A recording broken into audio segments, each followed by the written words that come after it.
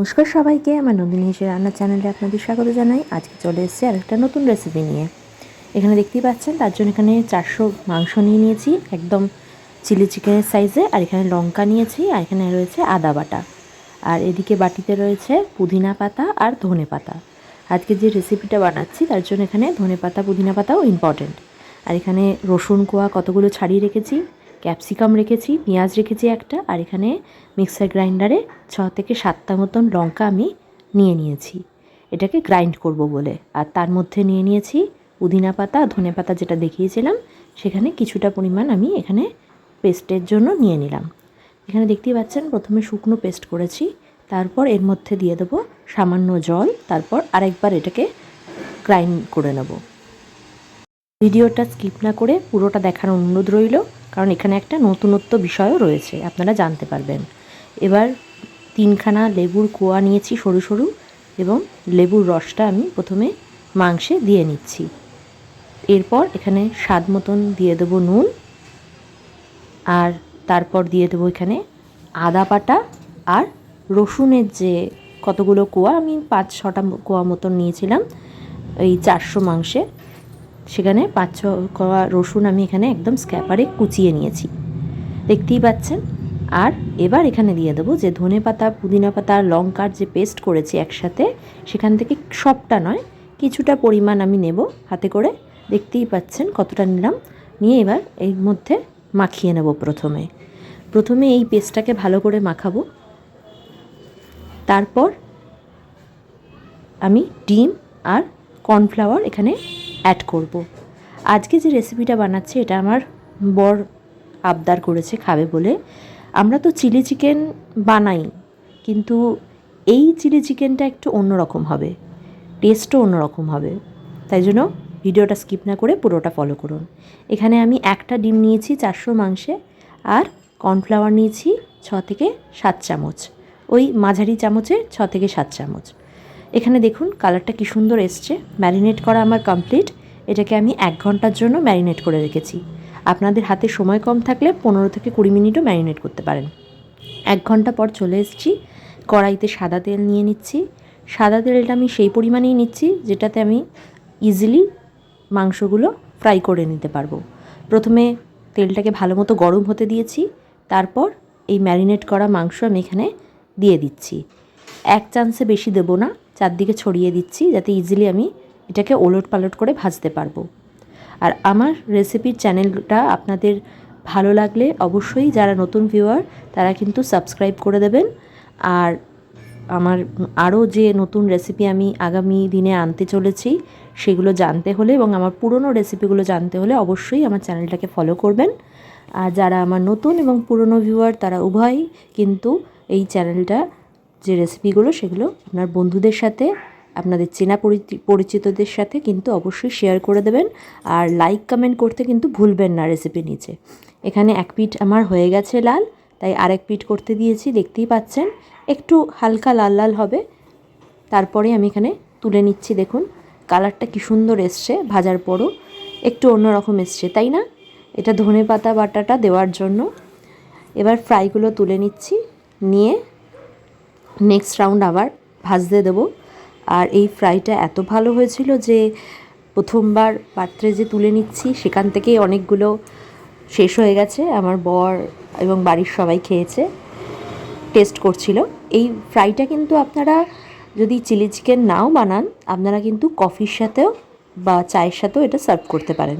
Next round ভাজতে দিয়েছি, দেখুন দেখতেই পাচ্ছেন। আর বাটিতে আরও কিছুটা রয়েছে, আর এখানে ভাজা পাত্রে রেখে দিয়েছি। আপনারা এই ফ্রাইটা কিন্তু যেটা বলছিলাম, আপনারা কিন্তু গেস্টদেরও সার্ভ করতে পারেন, ভালোই লাগবে। এখানে দেখুন আমার সবকটা ভাজা হয়ে গেছে মাংস। এবার কিন্তু গ্রেভি করার পালা। আর এই গ্রেভিটা কিন্তু আপনারা দেখতে থাকুন, একটু অন্যরকম হবে। আমরা সাধারণত চিলি চিকেনে যে গ্রেভিটা করি সেরকম কিন্তু হবে না।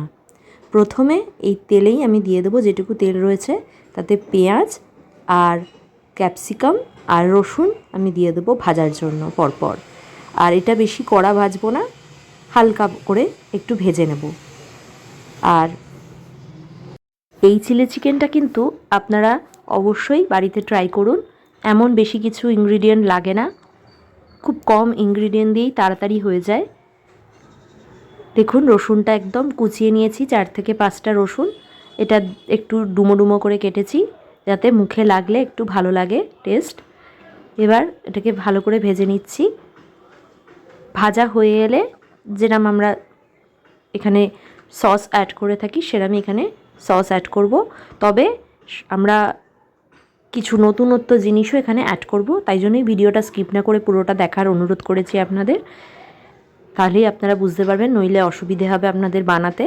এখানে দেখুন, এখানে 2 ছিপি, এরম ছিপির 2 ছিপি আমি সোয়া সস নিয়েছি, আর চিলি সসের যে ঢাকনাটা দেখছেন সেই 2 ছিপি আমি চিলি সস নিয়ে সামান্য একটু জল দিয়ে গুলে নিয়েছি সস দুটোকে পাত্রে, তারপর এর মধ্যে দিয়ে দিলাম কড়াইতে।